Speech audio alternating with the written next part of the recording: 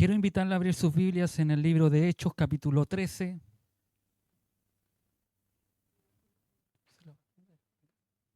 Hechos de los Apóstoles, capítulo 13, versículo 23 al 26. Desde ya les recuerdo, mientras usted busca la palabra del Señor, que el próximo sábado 14 nos vamos a Castro a las 10:30. Nos juntamos acá en la iglesia para estar saliendo rumbo a la ciudad de Castro a disfrutar de un almuerzo. Luego y después terminar con un hermoso culto de adoración a nuestro Señor Jesucristo. Los que aún no se han anotado, aún les doy plazo hasta hoy día, terminada la palabra. No, terminado el culto.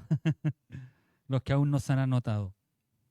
Pues ya tenemos que ya mañana ya tirar líneas, rayas y hacer todo lo que debemos hacer para poder viajar hacia aquella localidad y gozarnos en el Señor. Amén. Y como vamos a utilizar ese caballito de batalla que tiene las Dorcas, si nos dicen que tenemos una oportunidad allá, vamos a cantar las mismas alabanzas que cantaron las Dorcas. Así que desde ya preparen la voz la Tati y la hermana Karina para poder cantar esas alabanzas allá en Castro, si es que nos dan la oportunidad. ¿Ya? Hechos de los Apóstoles, capítulo 13, versículo 23 al 26. Le damos lectura en el nombre de nuestro Señor Jesucristo.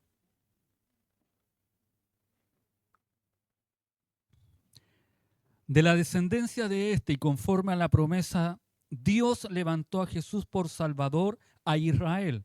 Antes de su venida predicó Juan el Bautista de arrepentimiento a todo el pueblo de Israel. Más cuando Juan terminaba su carrera, dijo: ¿Quién pensáis que soy? No soy yo él, mas he aquí viene tras de mí uno de quien no soy digno de desatar el calzado de los pies. Varones hermanos, hijos del linaje de Abraham, y los que entre vosotros teméis a Dios, a vosotros es enviada la palabra de esta salvación. Amén, tome su asiento. Recordémonos donde se está desarrollando este discurso. Pasaron de Pafo a Pergue y de Pergue nos quedamos en Antioquía de Pisidia. Ahí está desarrollándose este discurso cuando después de que se leyeron la ley, los profetas, el principal de la sinagoga va y le dice a estos varones si alguno de ellos tenía algo para exhortar, para hablar al pueblo, algo que quisieran decirle a aquellos que estaban reunidos en ese lugar. Lo sorprendente es que en ese lugar no habían tantas personas como van a ver la semana próxima o las semanas posteriores, cuando eso se llena de gente. Y estaban ahí unos judíos, estaban ahí unos temerosos de Dios y también habían unos gentiles que estaban en ese lugar cuando Pablo empieza a recordarles. Pablo empieza a hablarles de un discurso o le empieza a dar un discurso que estaba dirigido no solo a los judíos, sino también a los gentiles que temían a Dios, que evidentemente estaban en la sinagoga. El sermón es una revisión de la historia de Israel. A partir del momento en que Dios escoge a Israel, lo libera de Egipto, lo mantiene durante 40 años en Egipto, después entran a la tierra prometida, les da la tierra, destruye a aproximadamente 7 naciones o 7 reyes que habían en esa tierra. Después entra lo que dice la Biblia o lo que la Biblia lo describe como la parte más oscura del pueblo de Israel, donde levantaba jueces, hacían lo correcto y después el pueblo, dice la Escritura, literalmente hacía lo que a ellos les parecía bien. Y cuando el pueblo ese les parecía bien, no era conforme a la voluntad de Dios, sino que siempre fue conforme a la voluntad del hombre.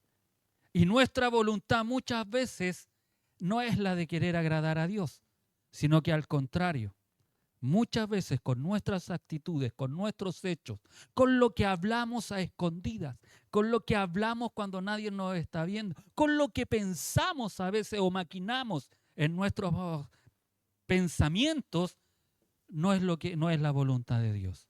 Y en esa situación Dios levantaba, cuando el pueblo estaba así, había un pueblo, había alguien que clamaba porque venía el castigo Y ellos clamaban y Dios los escuchaba. Y eso es lo maravilloso de saber que tenemos un Dios fiel. Nosotros muchas veces siendo infieles, Dios es fiel y nos muestra su fidelidad cuando cada uno de nosotros nos postramos y buscamos su rostro, reconocemos nuestro error, nos humillamos ante Él. Dios está presto para escucharnos y para oír. Amén. Luego de eso ellos levantaron o ellos pidieron un rey. ¿Se recuerdan? Y no era el rey que Dios quería darle. Ellos se anticiparon, como les dije, a pedir algo que Dios le iba a dar, pero no en ese momento. Era más adelante, sí, pero ellos se adelantaron, como muchos de nosotros también nos adelantamos cuando queremos algo. No, ¿cuántos de nosotros realmente escuchamos al realizar algo la voz de Dios? Muchas veces Dios no nos responde. ¿Y nosotros qué hacemos? Nos adelantamos igual. Igual hacemos lo que pensamos que es correcto. Y muchos de nosotros nos equivocamos cuando hacemos eso. Después les levanta, el versículo 22 decía que Dios les levantó a alguien. El que debía ser después de Saúl. Pablo deliberadamente pone ante los ojos de los oyentes judíos la promesa del Salvador en la figura de David.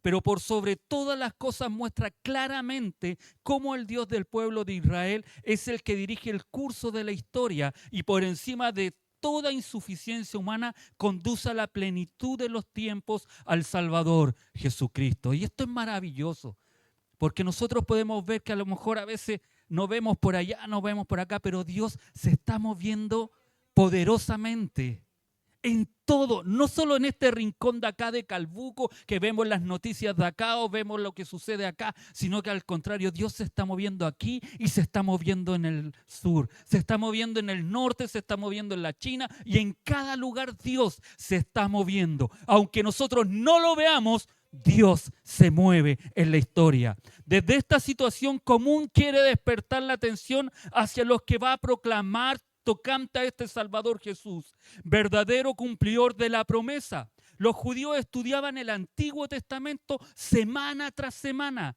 pero no prestaban atención a Cristo. Ellos tenían conocimiento, ellos sabían, escuchaban de las promesas, como muchos de nosotros muchas veces también que escuchamos la palabra de Dios, pero muchas veces no ponemos atención de lo que se nos está diciendo. Ellos veían, ellos escuchaban, ellos se reunían, pero no tomaban atención de que la palabra hablaba de Cristo. Pensaban en el Mesías y querían al Mesías. Pensaban en el Mesías y querían que volviera y que él, o más que volviera, que él viniera y los rescatara con mano poderosa. Pero no entendían a este Cristo. En cambio, Pablo, cuando iba a las sinagogas para predicar y enseñar, no le importaban otras cosas más que presentar a Cristo. Y el cambio considerable de Pablo. No nos olvidemos que en el capítulo 9 él era un perseguidor, ¿se recuerdan? Y los sacaba y los de las casas con fuerza, los tironeaba y los mataban y los daba ahí para que los encerraran. Pero después de esto, él va y predica de este Cristo que él perseguía. Y esto es maravilloso, cómo Dios transforma, cómo Dios cambia y cómo Dios quiere seguir transformando y cambiando nuestros corazones, nuestras vidas, nuestros pensamientos para hacer la voluntad de Él. Por eso la referencia a David constituye el eje del primer movimiento del discurso, ya que enlaza las obras anteriores de Dios en el Antiguo Testamento con el levantamiento del Hijo de David, que era Jesucristo. Su levantamiento fue obra de Dios para cumplir todos sus deseos o designios. Cuando Dios levanta a David, era para que él cumpliera toda su voluntad y todos los designios que Dios quería y que Dios había predeterminado anteriormente. Y esto es hermoso. Cuando vimos Génesis la semana pasada, antes de que el pueblo fuera cautivo, antes que el pueblo estuviera... Pues nosotros pudimos ver cómo Dios dice que de esa tribu de Judá iba a venir el cetro que iba a ser eterno, que iba a ser para siempre. el rey que iba a reinar por siempre y para siempre. Muchos años atrás que David naciera o existiera. Cuando el pueblo ni siquiera pensaba que iba a haber un rey, Dios ya estaba diciendo, yo levantaré. Y esto es maravilloso, porque ese levantar, la palabra es ajeiro, que quiere decir levantar de entre los muertos, levantar cuando ya no hay esperanza. Y en esa misma situación es cuando dice la Escritura y Pablo utiliza el ajeiro para decir que Dios levantó a David, es la misma palabra que utiliza para decir que Dios levantó a Jesús. Amén. A pesar de sus fallos personales de David, Dios halló en David aquella actitud de sumisión a su voluntad que faltaba tan trágicamente en la actuación o cómo Saúl se manifestaba o cómo Saúl actuaba. Y todo oyente judío se acordaría de que Dios confirmó con David un pacto que estableció un reino eterno, cuyas características más fundamentales solamente podrían cumplirse por medio del Mesías, el Rey eterno, no por otro, solamente por Cristo. Y viene el capítulo 23 diciendo, de la descendencia de este se refiere de David. Y conforme a la promesa, es decir, no había otra cosa que una promesa puesta en David, Dios levantó a Jesús por Salvador a Israel. Al hablar de David, Pablo llega al tema principal porque los judíos sabían que el Mesías sería descendiente de David y este hijo de David salvaría a Israel, salvaría al pueblo, salvaría a esta nación que clamaba y quería que el Cristo apareciera para que, en el caso de ellos, para que los sacara de la opresión romana que ellos estaban viviendo. Pero era el caso espiritual, el reino de Dios, el que se asentó en ese momento con Jesucristo. El énfasis de este versículo recae en la simiente donde surgió Cristo, de David, y en la promesa tal efecto ya cumplida. Aunque ellos no lo habían visto, Pablo le está diciendo, en Jesucristo se ha cumplido aquella promesa que Dios había prometido. En el carácter en el cual el Cristo prometido fue enviado como Salvador. Me imagino la expresión de todos en la sinagoga. Los ojos se abrirían con asombro e incredulidad cuando ellos prestaron la atención máxima. Cuando Pablo les dice que en Jesucristo se cumplen las promesas. Aquellos judíos tienen que haber abierto unas pepas. A ver lo que está hablando esta. ¡Qué blasfemia! ¡Qué arrebato de locura! ¿Qué significa tu anuncio tan inaudito para la época? Porque ellos esperaban un Mesías y Pablo les empieza a decir, el Mesías ya vino. Es como cuando nosotros decimos, Señor, estoy esperando la bendición y alguien no, no, si la bendición ya llegó. La bendición ya pasó. Cuando estamos esperando un avivamiento, cuando la Escritura nos dice que cuando haya avivamiento es cuando yo me arrepienta. Cuando yo me deje moldear por el alfarero. Ahí va a haber avivamiento, porque el primer avivado voy a ser yo. A veces queremos que todos aviven, pero al que el Señor quiere avivar es a mí. Que yo sea el primero que sea transformado por la palabra del Señor. A través de este anuncio persiste el tema de un Dios que obra a favor de su pueblo, ya que el que levantó a David también levantó a este Mesías Salvador, hijo de David. Pablo les hace ver cómo se cumplieron las promesas del Antiguo Testamento en Cristo y pasa rápidamente dando un salto en la historia para comentar lo que había ocurrido hace unos años atrás que estaban en la memoria de todo el pueblo judío. Esto es lo que hace David extraordinario, es decir, Pablo es extraordinario. Se salta toda la época de los reyes y de la división del pueblo. Se salta toda la época de cuando ellos fueron cautivos a Babilonia. Se salta toda la época después de que ellos salieron de Babilonia y Ciro les dio la oportunidad de poder restaurar el templo. Se salta todos esos 400 años que muchas veces se dicen que son de silencio, donde a los 150 años aparecen los macabeos luchando y dando un golpe de libertad. Se salta todo eso para hablar lo que sucedió con un hombre que la escritura y las promesas de Dios estaban. Amén. Pablo no pasa a detallar la obra del Mesías Salvador sin antes hacer mención especial de la proclamación de su precursor, que era Juan el Bautista. Versículo 24 dice, antes de su venida, antes de que se manifestara, antes que se dijera, antes de que se hablara de su venida o él se apareciera y se revelara como el Cristo, predicó Juan el Bautista de arrepentimiento a todo el pueblo de Israel. Los judíos de Pisidia sabían de Juan porque cada año hacía 3 viajes a Jerusalén. Era como norma que ellos debían ir. Todos los judíos tenían que viajar hacia Jerusalén para las fiestas que se realizaban en Jerusalén. Entonces todos los judíos sabían quién era Juan el Bautista. No era un desconocido para la época. ¿Por qué sabían? Porque a Juan el Bautista se le tomó como el profeta, el último profeta que ellos reconocían. Por eso deberían tomar en serio lo que este profeta dijo acerca de Jesús.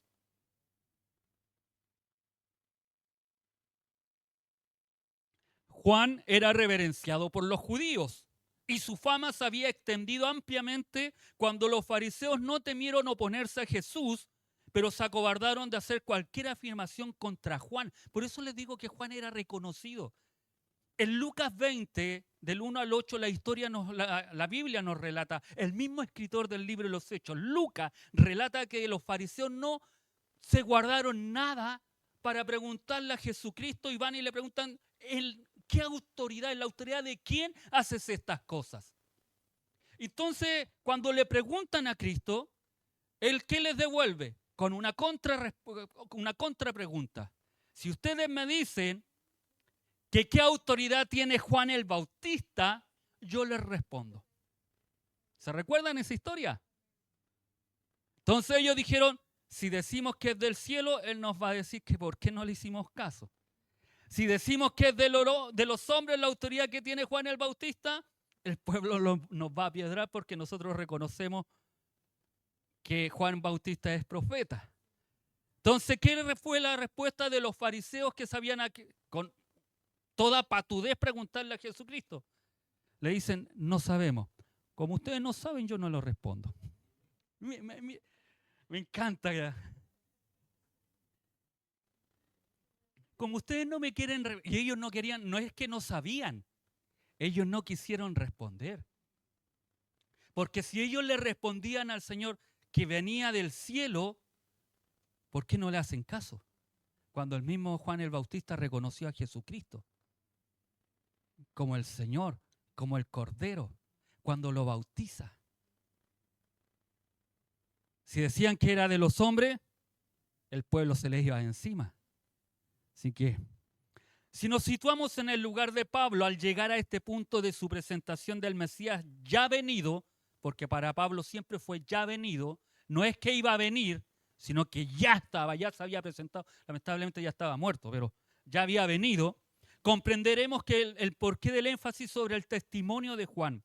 En Jerusalén la obra de Jesús no se podía negar su poderosa obra sanadora, que juntamente con sus enseñanzas y los extraños sucesos de su muerte, y decimos extraños sucesos porque fueron injustos. A nadie podían tomarlo preso, enjuiciarlo y hacer lo que hicieron, es decir, le dieron los latigazos y esa era la condena. Pero fuera de esa condena lo crucificaron. Por eso decimos que fueron injustos y fueron raros. No hay a nadie que se le había hecho tanta injusticia en un juicio. Y más aún cuando ni siquiera era culpable. Se hizo culpable por cada uno de nosotros. Había dejado honda huella a pesar de la propaganda contraria a los líderes judíos. Los judíos en Antioquía de Pisidia nada sabían de aquella evidencia inmediata y contundente, pues solo habrían penetrado en su región unos rumores sobre un pretendido Mesías crucificado por Poncio Pilato. Eso era todo lo que ellos sabían en Antioquía de Pisidia. No sabían más allá. Sabían que habían crucificado, que decían que era el Mesías, pero no conocían a este Mesías. No conocían la obra de este Mesías. La aportación del testimonio de Juan el Bautista, pues, se revestía de gran valor, puesto que el pueblo en general le había aceptado como profeta y su buena fama habría llegado a la sinagoga de la dispersión. ¿Sabe si hay algo que uno debe, por qué Juan el Bautista después hace esta pregunta? Lo vamos a ir detallando. En breves palabras, Pablo subraya los varios rasgos del ministerio de Juan. Juan pregonó a todo el pueblo judío, no solo a un grupo selecto, y era notorio que había sido reconocido como profeta. Él le predicó a todo el pueblo, no solo los fariseos, sino que él hacía llamado a que todos debían arrepentirse. Su mensaje llamado al pueblo el arrepentimiento, según el significado de su bautismo, el pueblo pues se hallaba en un estado de pecado nacional y necesitaba el Mesías, necesitaba al Salvador. El pueblo, las ofrendas, todo lo que estaba haciendo lo hacía no como Dios quería que se hicieran. Se recuerdan que Jesucristo, cuando entra al templo, dice: ustedes han hecho una cueva de ladrones, la casa del Señor. Porque ya no estaban entregando lo perfecto, lo santo, lo consagrado para el Señor. Estaban dando cualquier cosa. Y aún más, la Escritura nos muestra de una mujer humilde que dio de corazón, mientras otro daba de lo que le sobraba. Y más aún, un fariseo haciendo una oración, cuando un publicano, alguien que no tenía lugar en ese lugar, decía: Señor, yo soy pecador. Mientras el otro: gracias, porque no soy como estos. Entonces todo eso llevaba a que esta nación necesitaba un Salvador. La nación se estaba desviando. La nación estaba haciendo cosas que no correspondían. Aunque esperaban un Salvador, aunque hablaban de un Dios, aunque adoraban a un Dios, pero no adoraban al Dios real, sino que se habían acostumbrado a lo que es ritual. Habían normalizado las faltas ante Dios. Por eso viene el bautismo del arrepentimiento. Juan bautiza a las personas como una señal de su arrepentimiento y compromiso de querer cambiar sus vidas. Y por eso se bautizaba mucha gente cuando Juan hacía un llamado a que corrigieran sus caminos. Este versículo destaca la importancia del ministerio de Juan el Bautista como precursor de Jesús y cómo su mensaje de arrepentimiento y conversión preparó el camino para la venida de Jesús. También muestra la universalidad del mensaje de Juan, ya que predicó a todo el pueblo de Israel, no solo a una sección, no solo a los más pobres, sino también a aquellos. Verso 25, más cuando Juan terminaba su carrera, Juan el Bautista estaba llevando a cabo su ministerio y predicando. Dijo: ¿quién pensáis que soy? Juan pregunta a la multitud: ¿quién creen que es? Porque algunos creían que él era el Cristo. Algunos pensaban que él era el Cristo. ¿Y por qué pensaban que él era el Cristo? Porque él era uno de los que se encaraba a los gobernantes. Y cuando alguien encara a un gobernante, se piensa de que este puede ser un libertador. Este puede ser alguien que nos puede dar la paz que nosotros estamos esperando. Por eso ellos pensaron, no nos olvidemos que Juan le decía, a Herodes le decía: tú que estás con la mujer que no es tu mujer. Nadie más encaraba al gobernador, pero Juan el Bautista lo encaraba. Le cortó la cabeza. Encararle eso. Fue decapitado. Pero antes de eso, él hace esta pregunta: ¿quién pensáis que soy? Y él mismo dice, Juan el Bautista le dice: no soy yo el Cristo. Juan aclara que él no es el Mesías prometido. Él preparó los corazones de otros para Jesús y vio a Jesús por lo que realmente era. Juan sabía que Jesús era aquel más grande que todos. Sabía que Jesús era más que un maestro. Era el Señor a quien todos debemos responder y adorar. Juan sabía que él no era el Cristo, pero el que venía Detrás de él era el Cristo, el adorado, el amado, el deseado de las naciones. Mas he aquí, responde Juan, mas he aquí, viene tras de mí uno de quien no soy digno de desatar el calzado de los pies. Esta declaración muestra que Juan sabía que Jesús estaba muy por encima de él. Por esta razón los dichos de Juan mismo respecto a ser desplazado por alguien mayor tuvieron gran significado. Es posible que los oyentes de Pablo hayan tenido más conocimiento de Juan de que Jesús mismo. Y esto es maravilloso porque los discípulos, el mismo Juan le dice, no me sigan a mí, síganla a él. Amén. La expresión, la frase que utiliza Juan el Bautista cuando dice cuyas sandalias no soy digno de desatar, Juan expresa su humildad y reconocimiento de la gran dignidad del Mesías, diciendo que no es digno ni siquiera de desatar sus sandalias. Un servicio tan típico de los esclavos indica cuál por encima él consideraba Juan a Jesús. Era normal. El peor de los esclavos que tenían los amos, su labor era desatar la sandalia y lavarle los pies cuando llegaba un invitado a su casa. A muchos nos gustaría que cuando lleguemos a nuestras casas nos saquen los zapatos y nos puedan lavar los pies. Esa labor la tenían el peor esclavo de la casa. Y Juan está diciendo que aún él, Juan el Bautista, el último profeta reconocido por el pueblo de Israel, que tenía discípulos y seguidores, le está diciendo a aquellos fariseos, aquellos que le estaban preguntando, que él aún, siendo quien era, no era digno de desatar las sandalias del Maestro, del Rey de Reyes y Señor de Señores. No era digno. Mire la humildad. Mire el reconocimiento que está haciendo Juan el Bautista a Cristo, al Mesías. Por eso, cuando Pablo primero les habla de David y después todo lo del Antiguo Testamento, hasta David, pasa a lo que ellos habían vivido hace unos años atrás.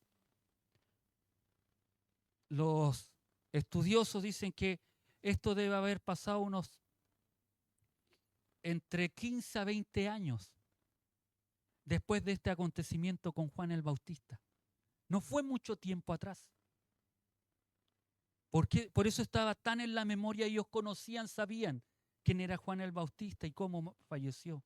Y aún esas palabras de Juan el Bautista cuando dice que no era digno, que no era digno. Y ninguno de nosotros podríamos decir yo era digno de desatar sus sandalias. Solo la misericordia de Dios nos hace poder estar aquí, adorándole, bendiciendo. Y más aún, gracias a su misericordia, poder decir que somos herederos del reino de los cielos.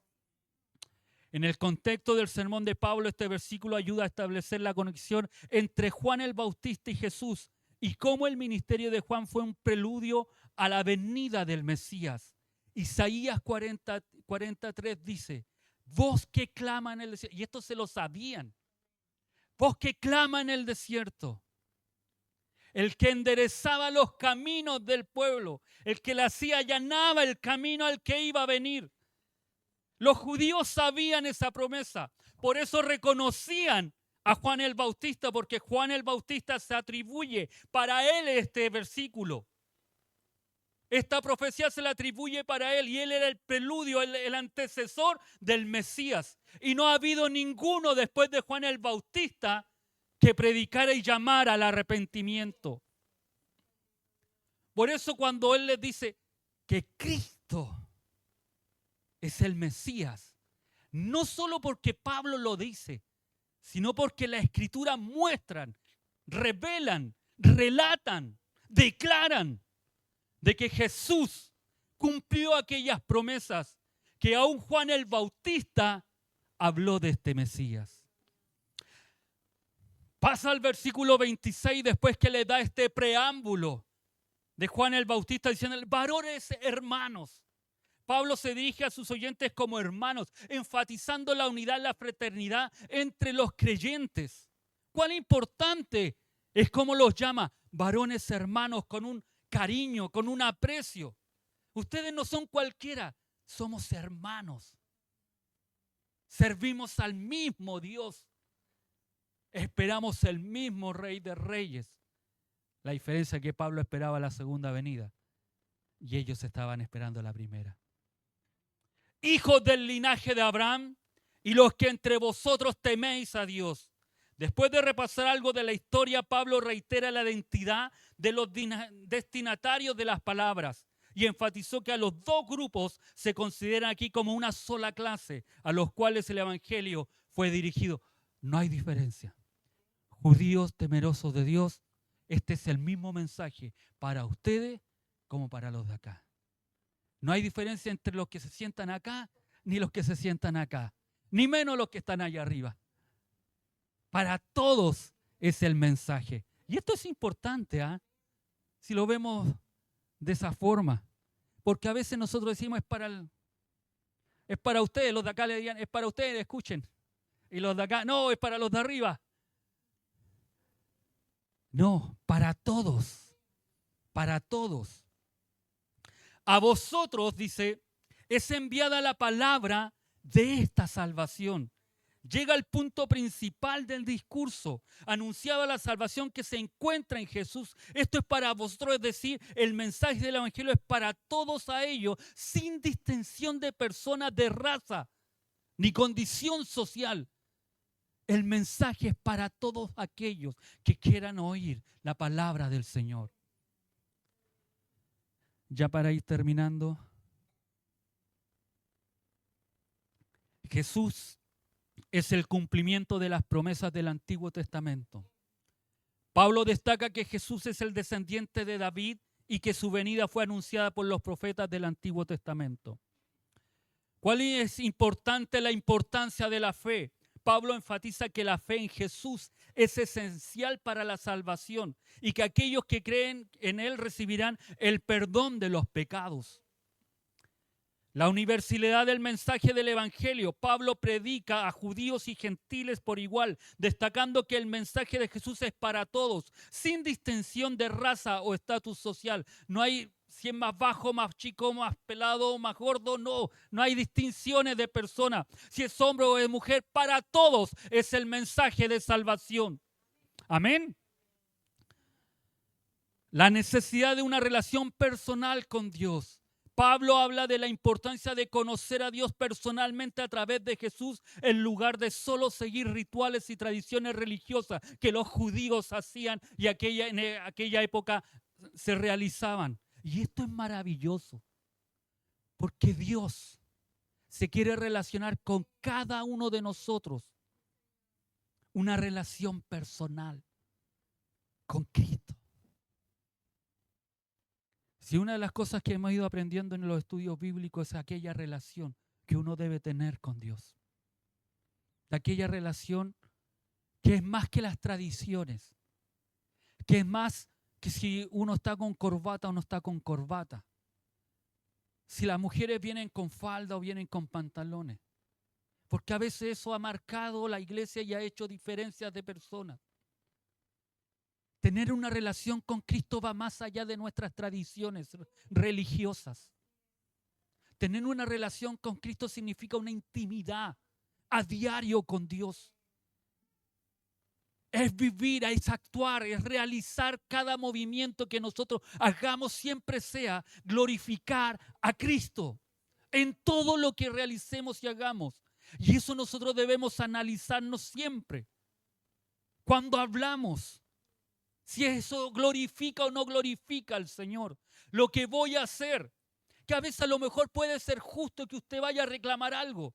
Pero pregúntese antes de ir a reclamar algo, antes de ir a pelear o discutir con alguien, si eso va a glorificar o no va a glorificar a Dios.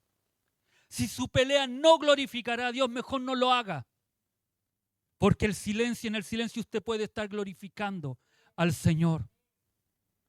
Pero a veces somos tan testarudos, somos tan porfiados, que peleamos y peleamos. No, es que si a mí me hacen una, yo tengo que hacer dos. Y si me hacen dos, tengo que hacer tres. Y así vamos subiendo y vamos peleando y después nos damos cuenta que estamos discutiendo cosas innecesarias. Y eso no glorifica al Señor. Y eso nos muestra que muchas veces yo no tengo una relación personal con Dios, con Cristo. ¿Cuál importante es tener esa relación con el Señor?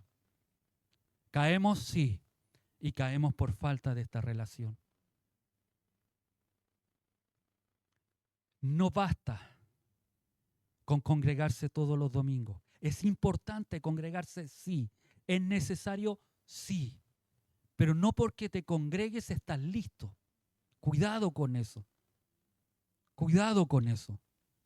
Tener una relación con Dios va más allá de congregarme.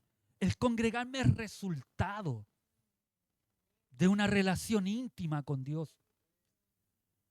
Porque los dones que Dios me dio, yo los voy a traer a la iglesia y los voy a actuar para edificar la iglesia. No porque soy el mejor, sino porque Dios puso dones para edificar, para construir, para levantar la iglesia del Señor.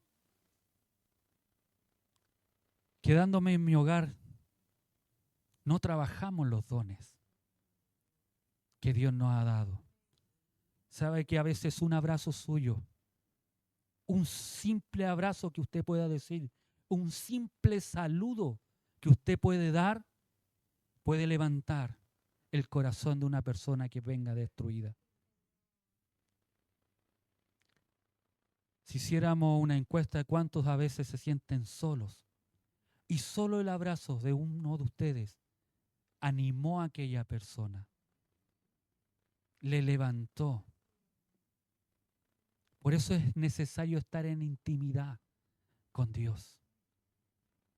Porque cuando estamos en intimidad con Dios, Dios nos va a hacer que nos congreguemos, que busquemos de Él. Y lo otro que presenta Pablo en estos versículos es la autoridad de Jesús. Pablo destaca la autoridad de Jesús como el Mesías y Señor, y cómo su enseñanza y sacrificio son fundamentales para la fe cristiana. Este pasaje en síntesis nos enseña que Jesús es el cumplimiento de las promesas del Antiguo Testamento, que la fe en Él es esencial para la salvación y que el mensaje del Evangelio es para todos sin distinción. También nos recuerda la importancia de una relación personal con Dios y la autoridad de Jesús como el Mesías y Señor. Cuando Cevita hablaba en un comienzo del culto y de la oración de este hombre que le pidieron, magnificó toda la autoridad de Cristo como el Señor y Rey de nuestras vidas. Amado, tú no estás sirviendo a un Dios pequeño. Tú no estás sirviendo a un Dios aparecido que han hecho los hombres como algunos piensan. Tú estás sirviendo al mejor de los mejores, al Rey de reyes y Señor de señores. No te canses de servirle, no te canses de predicar, no te canses de enseñar, no te canses de decirle al mundo que necesita a este Salvador. No para que tengan cosas, no para que puedan lograr cosas, sino que al contrario, veíamos el jueves, para que la ira de Dios no caiga sobre aquellas personas. No prediques un evangelio de la oferta y demanda, porque eso no sirve. Eso es pasajero, eso es momentáneo. Predica de este Cristo que perdona a la humanidad, que nos saca de nuestra condenación para decirnos que tenemos libertad en Cristo, que en Cristo no somos condenados. La ira de Dios no vendrá sobre nosotros, sino que al contrario, somos tomados como hijos de Dios, adoptados, herederos, coherederos del reino de los cielos. tenemos nuestra ciudadanía allá en los cielos, no porque me la haya ganado, sino que simplemente por la misericordia de Dios, por la gracia de Él, usted y yo somos salvos. No por obras, como muchos quieren hacer obras para ganarse el cielo. Nosotros hacemos obras porque ya tenemos el cielo. Nosotros hacemos obras porque ya Él vino sobre nosotros. No los escogiste tú. La Escritura, parafraseando, dice que Él nos escogió, que Él nos llamó, que Él nos amó primero. No me amaste tú, yo te amé primero. Amén. Y es por eso que nosotros debemos seguir y continuar predicando la palabra del Señor. Este Pablo se para ahí en Antioquía de Pisidia y les explica a aquellos judíos quién era este Cristo. No se pierda el próximo domingo, porque va a venir a ver qué es lo que sucederá, cómo los hombres corrompieron. Y aún, y esto es maravilloso porque a veces pensamos que las cosas malas no se pueden usar. Pero las cosas malas, la Escritura nos va a mostrar que las usó Dios para que se cumpliera la Escritura. A veces vemos nosotros todo lo que vemos a nivel mundial y vemos lo que está sucediendo y decimos, oh, se han apartado de Dios. Lo único que le puedo decir es que aquellas cosas deben cumplirse para que la Escritura se cumpla. Lo que debemos hacer es orar al Señor para que en medio de este tiempo Dios levante hombres y mujeres fieles que guarden la palabra del Señor, que guarden su corazón, que puedan hablar de las verdades de Cristo en medio de estos tiempos.